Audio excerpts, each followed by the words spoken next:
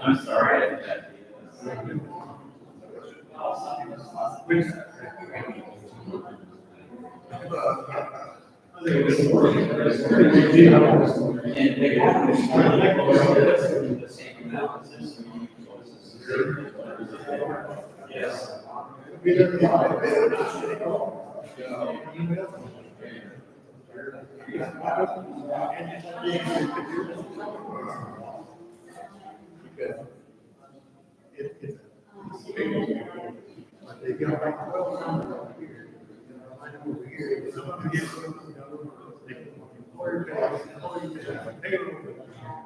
This insurance is that good. So this is scary. But they figure it out.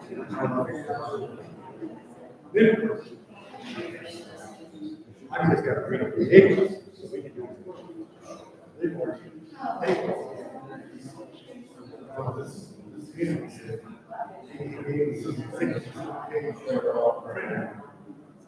with the paper.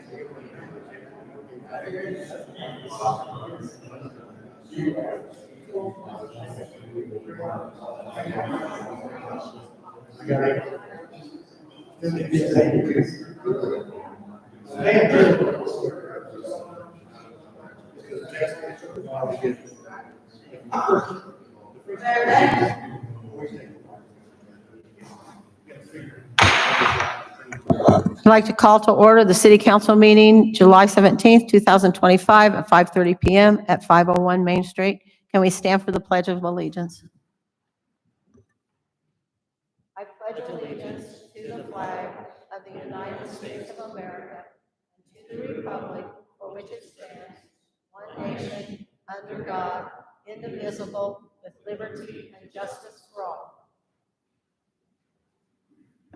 May I have a roll call? Crenshaw, Here. Walker, Here. Mullen, Cackley, Here. Dade, Here. Andrews, Here. Tillman, Here. Bryant, Here. Greenwald, Here. all present. Item number 4, Mayor's Correspondence. Friday, July 18th, 2025, Crazy Days is on, and it is on today. So it's the 17th, 18th, and 19th of July. Citywide yard sales are also going right now, and that's July 17th, 18th, and 19th. American Association of University Women are having a book sale at the Trinity United Methodist Church from 10 a.m. to 5 p.m. tomorrow, and then Saturday from 9 a.m. to noon.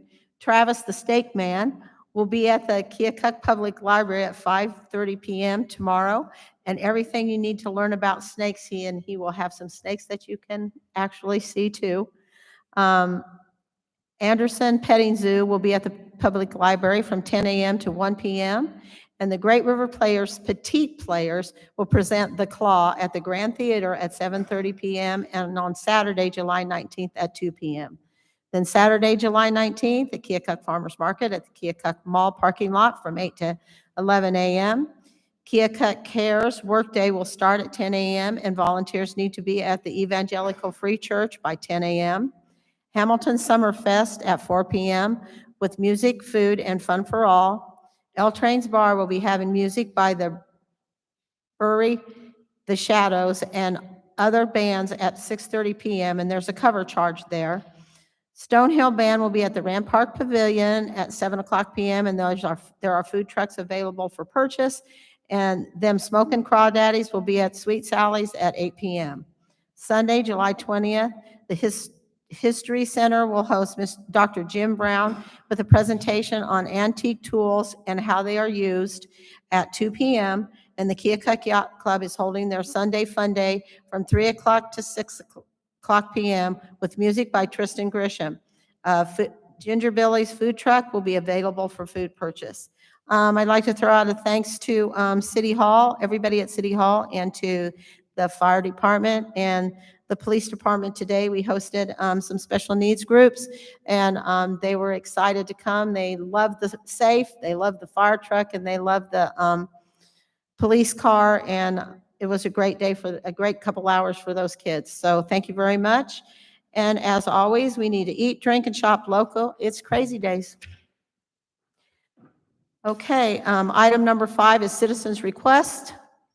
And unless you guys are going to go down there and be a citizen, I don't think we have any. So we'll move on to item number 6, the consent agenda. Minutes of the regular council meeting of July 6, 2025. Cash receipts and treasurer's report for June 2025. Resolution approving a liquor license for Chintz's 1310 Main Street, Class C retail alcohol license effective July 24, 2025. Reappointment of Catherine Marion and Renee Tatro to the Keokuk Public Library Board, terms to expire July 1st, 2031. Reappointment of Damon Cackley and Richard Beard to the Depot Commission, terms to expire June 1st, 2029. Special event permit for the United Way of Great River Region 21st Annual Back to School Festival, Friday, August 8th, 2025, 1 p.m. to 8 p.m. at the Trinity United Methodist Church, 2330 Plank Road. Sidewalk display permit for the Athletic Center at 521 Main Street. A motion to pay the bills and transfers listed in registers numbers 5483 through 5485. Do I have a motion to approve the agenda, including the consent agenda? So moved. Any discussion? All those in favor say aye. Aye. Motion passes. Item number 7, I need a motion to approve the second reading of the ordinance repealing Title 19 plats and subdivisions and enacting in lieu thereof a new ordinance, Title 19 subdivision of the Keokuk Municipal Code. I need a motion to approve. So moved. Second. The Planning Commission held multiple meetings to review the proposed changes and on April 28, 2025, recommended approving the ordinance and forwarding it to the City Council for consideration. The purpose of this ordinance is to create a subdivision ordinance to comply with Chapter 354 Iowa Code and to protect the health, welfare, and public safety of the City of Keokuk, Iowa. The council held a public hearing on June 19, 2026. Interim City Administrator Jim Furno suggested adding street lighting to the design criteria section of the new code. City council members agreed to the suggestion. Following the public hearing, the proposed subdivision ordinance was amended to include additional language as follows. 19.28.100, electric distribution and street lighting. All improvements shall be designed and installed to meet the standards set forth by the Alliant Energy or any other subsequent provider for the City of Keokuk. We need to approve the second reading. Any more discussion? All those in favor say aye. Oh, I need a roll call. I'm sorry, I do that every time. We need a roll call. Crenshaw, Aye. Walker. Aye. Mullen, Cackley, Aye. Dade. Andrews. Aye. Tillman, Aye. Bryant, Aye. Greenwald, Aye. all ayes. That motion passes. Now I would like to know if we need a motion to waive the third, does anyone give a motion to waive the third reading of this ordinance? So moved. Any discussion? All those, now we need a roll call too. Crenshaw, Aye. Walker. Aye. Mullen, Cackley, Aye. Dade, Aye. Andrews. Aye. Tillman, Aye. Bryant, Aye. Greenwald, Aye. all ayes. And now I need a motion to adopt and give final approval for this ordinance. So moved. Any discussion? All those in favor say aye. Aye. All opposed? Motion passes. Item number 8, consider resolution setting a public hearing for the Keokuk Municipal Airport Terminal Rehabilitation Project. I need a motion to approve. Sealed bids were received by the City of Keokuk, Iowa and Lee County, Iowa for a construction of certain Keokuk Municipal Airport improvements and work incidental thereto on an improvement project described in general as Keokuk Municipal Airport Terminal Rehabilitation in accordance with the plans and specifications will be presented to the City Council and considered at a meeting presided over by the City Council to be held at the City Council Chambers at 501 Main Street at 5:30 PM on the 7th day of August 2025. At such time and place, the City of Keokuk shall also hold a public hearing on proposed plans, specifications, form of contract, and estimate of cost for the construction of said improvement hereinafter described in the accordance with the provisions of Chapter 384 Code of Iowa at 5:30 PM on the 7th day of August 2025 at 501 Main Street. At the hearing, the city will receive and consider any objections made by any interested party to the plans and specifications, proposed form of contract, and the estimate of the cost for the project. Staff recommends approval. Do we have any discussion? All those in favor say aye. Aye. All opposed? Motion passes. Item number 9, consider resolution approving officer training reimbursement agreement with the Keokuk Police Department. I need a motion to approve. Second. The hiring of Brandon Newland as a police officer will require his attendance of the Iowa Basic Law Enforcement Academy, tentatively scheduled for September 2nd, 2025, with graduation scheduled for December 19th, 2025. The tuition cost of the academy is $6,750, which will be taken out of the line item noted below. The total investment into Newland will be approximately $29,725.52, which will come out of various line items, all of which are budgeted expenditures, salary, hiring process, etc. $29,725.52 is a recoupable amount should Newland violate the terms of this agreement. It should be noted that the amount to be recouped is prorated per Iowa code, dependent on the length of service completed post-certification. The proration is less than 1 year, 100%, more than 1 year but less than 2 years, 75%, more than 2 years but less than 3 years, 50%, and more than 5 years but less than 4 years, 25%. The employment agreement is complete at 4 years of service post-certification. This employment agreement is contingent on passing the medical requirements set forth by the state of Iowa. Do we have any discussion? All those in favor say aye. Aye. All opposed? Item number 10, consider resolution to submit to the electors a public measure to reduce the number of city council members to 5, compromising 4 ward representatives and one at-large member. Do I have a motion to approve?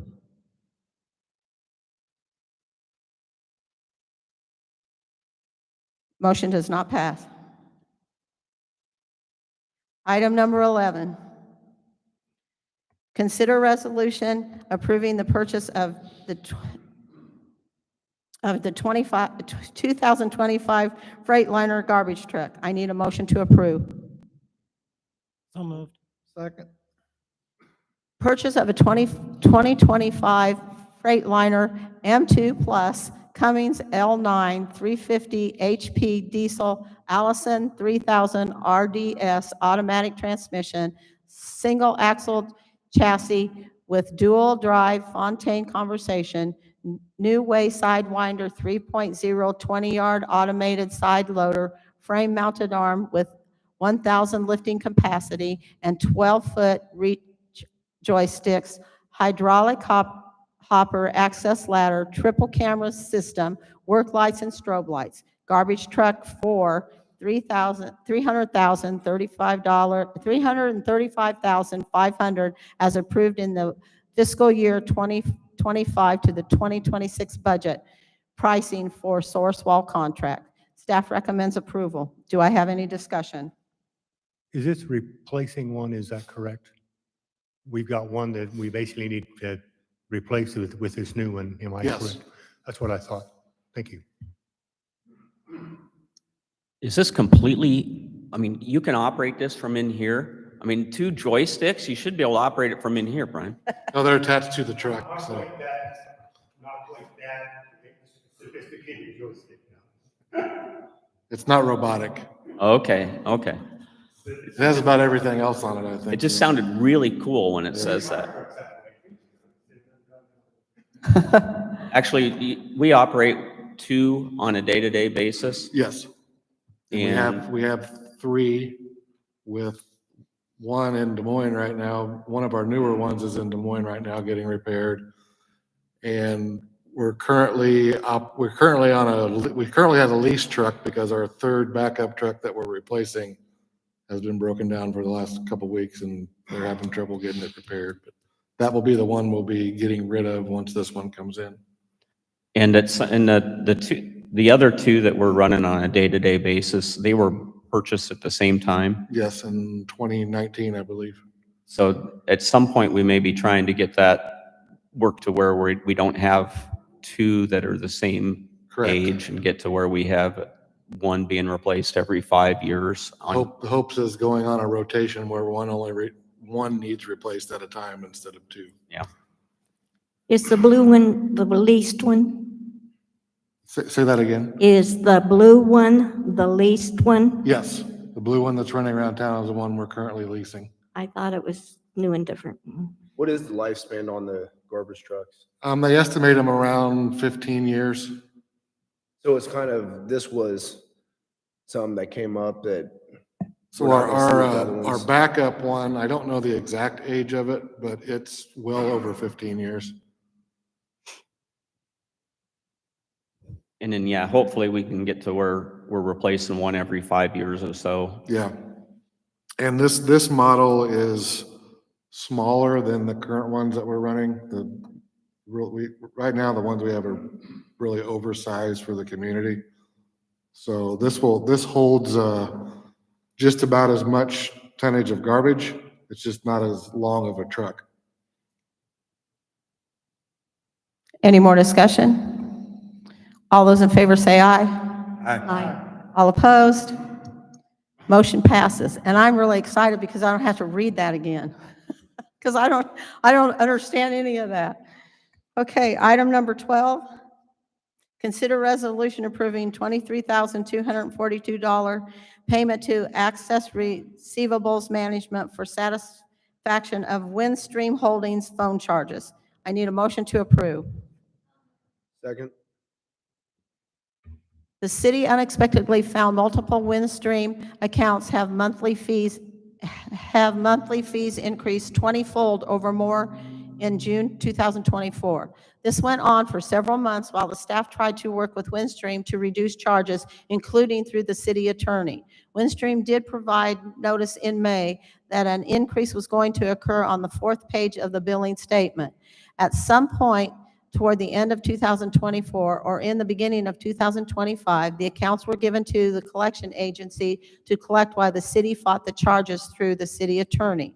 In discussion with the city attorney, it is unlikely that we could successfully contest the charges due to the notice having been provided in the bill. Windstream, through the collection agency, has agreed to settle the matter with a 50% payment of the outstanding charges. The offer is good through July 25th, which is why this item is being added to the agenda with a later notice.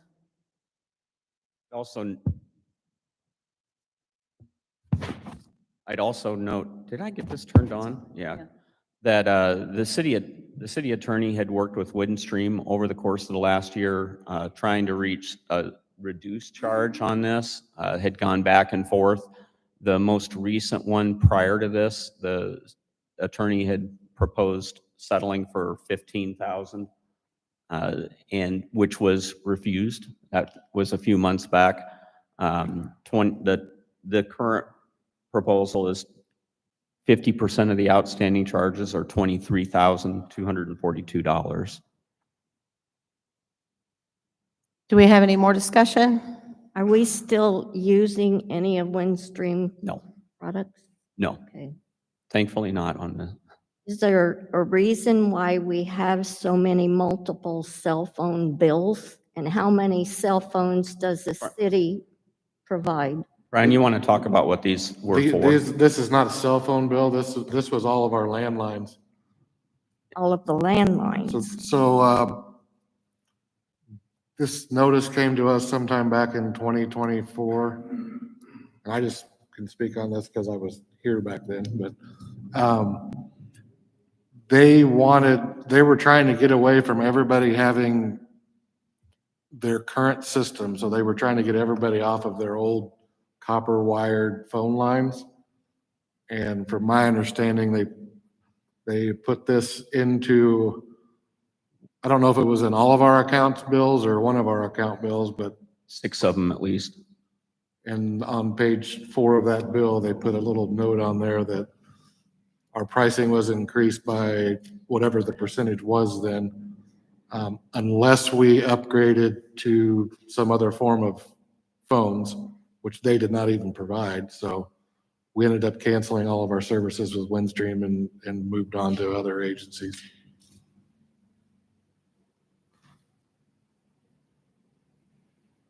Any more discussion? All those in favor say aye. Aye. All opposed? Item number 13, motion to approve special event permit for Brian Joe Rockin' on the River Festival, Saturday, August 23rd, 2025, from 10 a.m. to 12 a.m. midnight at the Rand Park Pavilion, requesting BYOB. Do I have a motion to approve? So moved. Approve a special event permit submitted by Mr. Brian Joe for Rockin' on the River Festival on Saturday, August 23rd, 2025, from 10 a.m. to 12 a.m. midnight. The event is to be held at the Rand Park Pavilion, but this is not a Rand Park Pavilion-sponsored event. The application includes a request to allow BYOB, bring your own beverage, within the event area, which requires specific approval under city code. City of Keokuk Municipal Code 8.27.030, beer and alcohol in public places. It is unlawful for any person to have or possess an open container of beer or alcohol in a public place as defined by this chapter, with exceptions of A, special events upon council approval, and B, approved sidewalk cafes. Additionally, the application proposes that that officers be present during the event, with compensation for their time to be provided by Mr. Job. Before I open it up for discussion, I'd like to just point out that, and it was pointed out a little bit here, but when Rand Park Pavilion has theirs and has bring your own beverage, it's a pavilion-sponsored event. This is not a pavilion-sponsored event. And when we have events such as the big Dam Festival down on the riverfront, when we have events like the Main Street Incorporated, those type of events, those people have to have a liquor license, and the alcohol cannot be given away, nor can it be brought in. It has to be sold in a confined area. This is not a pavilion event. They are just using the pavilion for the purpose.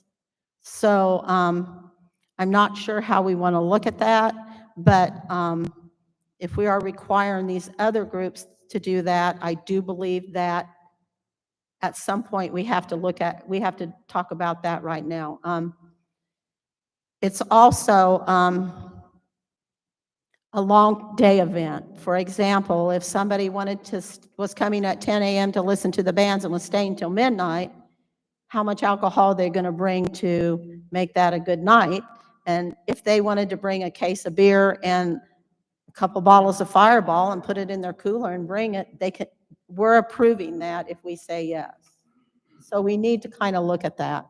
I don't know what you guys are thinking. I'm not asking you to do either way. I'm just letting you know that other Other events are asked to have a liquor license, and they are asked to sell their beer in a roped-off area. No, that sounds like it'd be a pretty responsible thing. So then it's just something that is consistent around the boards. Anybody? Okay, so. Real what- quick, Mayor, if Go I could ahead. add a little input, I guess my concern would be if it's approved for this event in Rand Park, that it would incentivize other event holders to seek out that venue to avoid having to pay a vendor with a liquor license, which would, I don't know, that's up to the council if that's something they want to approve. But some events that don't currently have alcohol, maybe for that reason, they don't want to have a vendor there. I guess what I'm saying is a lot of events would float towards Rand Park, and just so they could have BYOB, and it could possibly cause some issues, possibly not. I guess that's a decision for the council. My only real concern would be how are we going to regulate who actually is drinking the alcohol? At all these other events, we require them to buy it while they're there. They can't bring it in. If the sellers and the vendors are doing their due diligence, they're either giving them a band that says, hey, yes, we've checked your ID, you can legally buy alcohol, or they're checking their ID each time they purchase a drink. And, if they're bringing their own, somebody comes along and mom and dad come along and they bring their 19-year-old kids with them. Well, go ahead and drink a beer. Nobody's going to know you're here. That'd be my only real concern. And I also agree with that is, how many other events now are going to, well, if they can do that, we just have it bring your own instead of having to pay somebody to come do this and purchase a license. I'm not sure what precedent we might be setting. I'm not against him holding the event. I think that's a great event. I'm not sure I'm in agreement with bringing your own beer. Unless we could regulate it, you can bring your own beverage, you just can't be alcohol. Then he can do whatever he wants. But I don't know that I'm on board with alcohol in a place as big as Rand Park, which is in the middle of a residential area to start with, and you're talking 14 hours. Who knows who might end up with alcohol? Is this event contingent on allowing alcohol, or do you think Brian would still pursue this event if that was denied? Well, I think that because they're having at the pavilion, there was a misconception that they could do BYOB because the pavilion, when it has its stuff, can. And I don't know that there isn't a misconception there. That's what I think. Right, but that's only for a period of 3 hours or so at a time, not Yes. all day long. Yes. What's the difference when you say that the pavilion can? What's the difference between them doing it and this one not? How are they different? Well, it's my understanding the pavilion is holding their events on the pavilion. These people are using renting the pavilion to do their event. So when the pavilion does their events, do they go get the liquor license and everything that you? No, they do not. I believe the council has voted that the pavilion are allowed so many BYOB events Yeah. per their concert season. Do they do they fence it off with that They- orange they rope stuff it and then off. it's They rope a it off, contained yes. area? Yep. Yeah. They have police officers, they fence it off, and Brian is right. When this all came about with liquor with alcohol and beer in the parks, the pavilion was given the option to have so many nights that they could bring your own bottle. And this event doesn't want to fence it off and follow the process that the pavilion's doing? Well, if this is not a pavilion event, this is, I just didn't know if we could mirror the same process so that Well- it's consistent.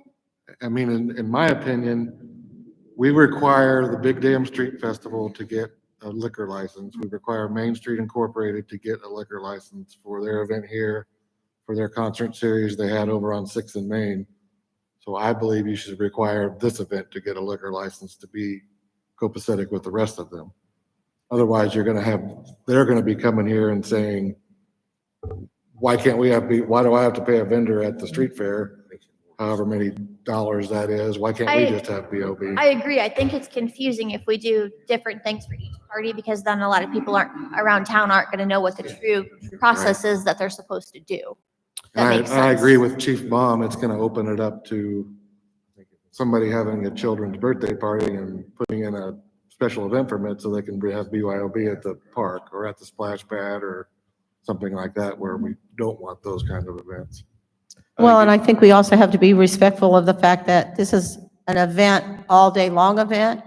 And if we say bring your own bottle, there are people that kids are playing in the park that their parents aren't there and they're playing in the park and everything. So we have to be a little bit careful about alcohol being into the park during the daytime, maybe.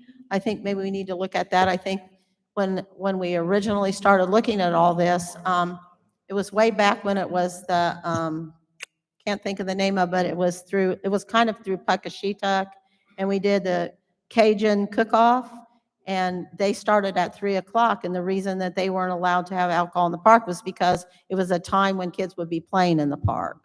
And that was kind of what they were looking at is I might let my kids go to the park without me because they're 11 and 12, but they're still not old enough to be in the park where there's alcohol.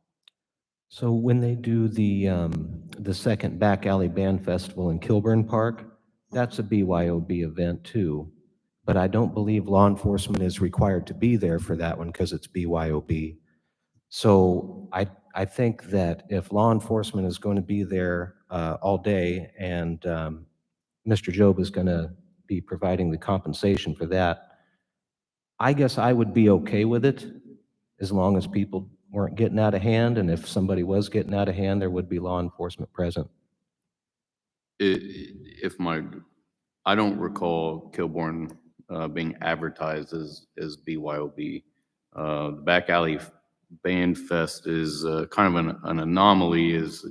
We do know that people enjoy alcohol during that event, but they're to do so on the private property of the individual homeowners. I don't recall the Kilbourne Park being advertised as BYOB. Now, I can't say that people didn't take it over there. Because I think, I remember asking you if there will be any officers present at the event in Kilbourne Park, and you said that they didn't have to be because it was BYOB, which I wouldn't have, there must have been a miscommunication there, because that wouldn't have been an appropriate response. As the council determined, if my recollection serves me in regards to the events at Ram Park, in order to imbibe alcohol in a public space, including a park in the city, our ordinance requires approval by the council. And with that discussion, if my recollection serves me correctly, they required the pavilion to have one officer present, where our typical licensed events require two.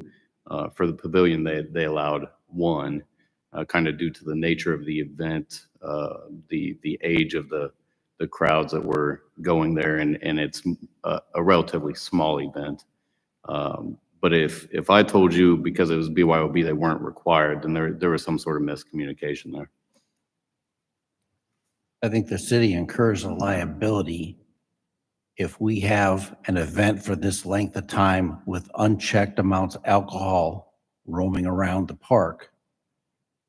Whose fault is it if something happens and we authorized it, as opposed to somebody has a liquor license where alcohol is more or less controlled, then the chances of us incurring that liability is much reduced.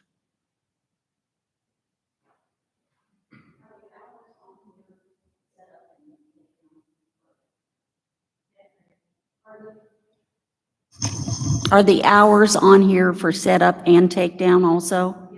So it would actually be noon to 10? Or That I can't tell you. Okay. I mean, could the council just limit it for alcohol for a certain period of time? instead of the entire. If I remember, there was a 6-hour period that they were, I'm not sure exactly what time it started or ended, but I believe there was a 6-hour period they were requesting 2 officers be there. But again, I don't know if that's the start of the event and the end of the event. When we have events that require liquor licenses, we're to be there during the period that the liquor is to be served. You can't serve unless the officers are present. With this, BYOB, whatever time the event is, people can have alcohol there. So I'm not sure I don't recall what Mr. Job had slated as the actual event times. I think from my perspective, the concern is if you open it up to these individual events, I think we'll see a lot more of them. Maybe I'm wrong. I guess at the end of the day, there's always a special event permit that has to come before the council and you can approve it or not approve it. But then you get into what Councilperson Crenshaw said and trying to provide some consistency. If you approve one, how do you not approve another? Which opens up another can of worms. If I'm approving it at Ram Park, how do I not approve one that they want to have at Kilbourne or they want to have at Victory or whatever? I think those are all considerations for the council. If we vote this in, ultimately you get down to it, we are going to be liable. So I don't believe that we should do it. Kind of hypocritical of me when the activities I've been in, but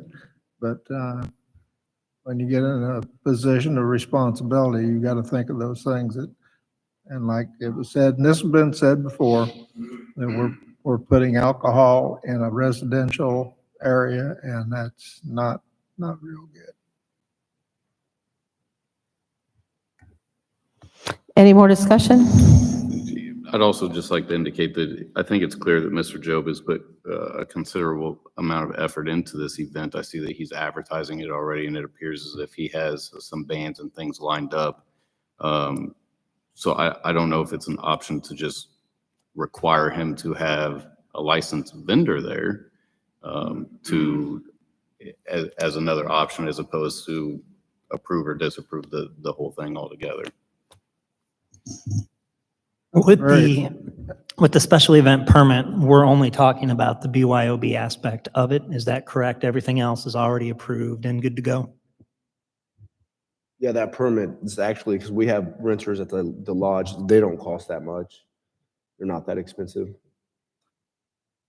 At the very least, we should be contacting our insurance people and seeing what kind of liability that we are under. I did reach out and got an answer. The Kilbourne Band Fest you brought up was not BYOB. Okay. I just asked about this last year, so. So this isn't a resolution nor an ordinance. This is just a motion to approve this special event permit. Do we want to approve, when we get ready to vote, we're going to have to decide whether we want to approve it as the BYOB, or we're going to have to decide whether we want to approve it without the BYOB. So how do we want to vote first? The special use permit is asking for BYOB.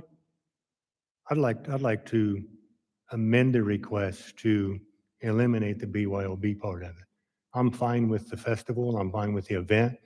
Like I said, I'm just not on board with the BYOB. And so we approved it, and if he's wanting to hire a vendor, we could approve a special license for a vendor like we do for the street fest and everything. But I think the event would be fine, but I'm not on board with alcohol just flowing and people just coming and going the way they want to, and there be no real regulation going on.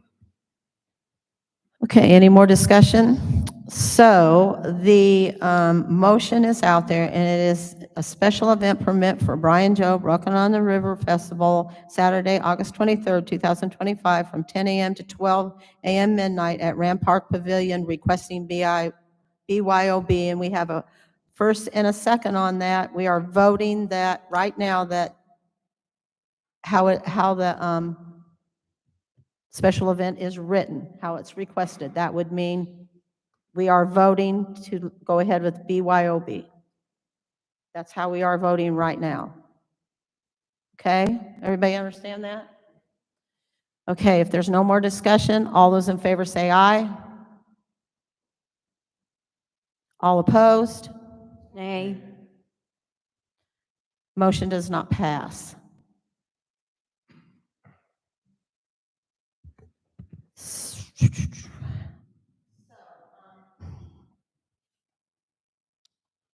I think that because it's not till August 23rd, that maybe we can reach out to Mr. Job and see if he has some way that he can afford to have the liquor license and do it the proper way. And I guess that could be done, we could do that in the next day or two and just see if he has the ability to do that. And then he could come back and we could approve the next time for it to be run the other way. I think it's important that we work with him for other options. Yes. He just doesn't think that we're fun killers and we just want to nix the whole event, because the event will be fun and it's important that he has it. So we should work with him on what else we can do. Yes, and I do believe that Mr. Job is sort of doing a Rolling on the River event like we've always had before. And last year, the Rolling on the River event partnered with the pavilion. It wasn't, they didn't rent the pavilion partnered with them, and that's why I think he doesn't understand that you just can't do the BYOB. So I think what we need to do is have a conversation with Mr. Job, hoping that he can find the way to do this in the park, because it's always a great event. I've probably been to every Rolling on the River they ever had as long as I've been around. And so this is kind of an event like that. So we need to see what we can do to help him and work with him, if that's okay with everybody. I completely agree. He will be able to reach out to the vendors that, like the Dam Street Festival uses, and Main Street used Kitwell's. They applied and got a mobile liquor license. They've used Hy-Vee down at the riverfront. They have a mobile liquor license. So the only difference is those entities usually take the purse from the alcohol sales, which they're obviously. But he wasn't selling the alcohol. He wasn't selling They were anyway, bringing so your own that's- anyway, so. I don't think it would be any charge to him, because they make their money off of bringing their alcohol in and selling it. And maybe there's a situation where he can, make a deal with them that maybe he gets so much for whatever. But anyway, okay, moving right along. We are at item number 14, council liaison reports.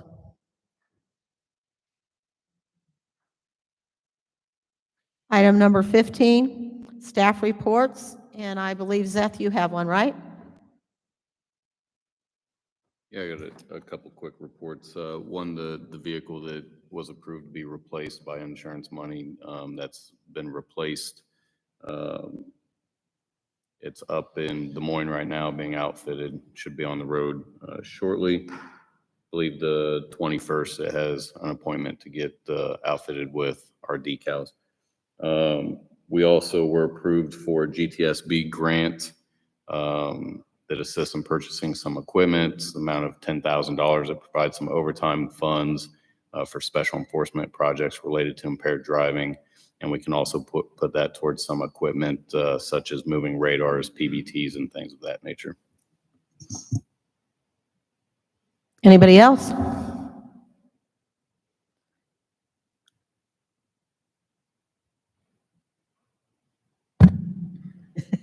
Never know if it's on.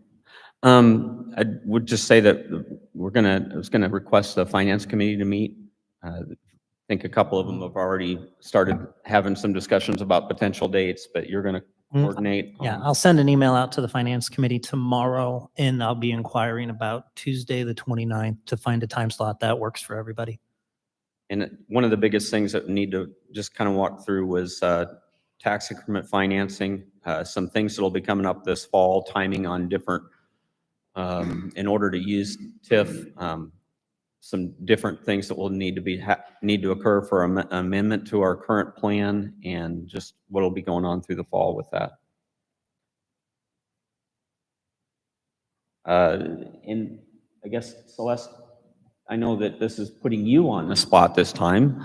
So just in general, what's going on with council seats and what's the process? You know, that at least in general, maybe not the specific dates, but what's going to be coming up this fall yet for? As far as dates when the paperwork can be picked up. Mhm. So I believe it's the last week in August. They can start picking up packets, return them the first week in September. I can get the solid dates. Yeah, so we'll get solid dates out there and make sure that people know when they can file and what the process is for filing for interest in running for council or mayor. And Celeste, which seats will be up? Because I know we've got our regulars, but there could be some appointed ones going on the ballot as well. It's all the odd numbers and the at-large one. Okay. I know that was all I had, so. Okay, item number 16, new business. Item number 17, I need a motion to adjourn. Any discussion? All those in favor say aye. Aye. All opposed? Let's go home.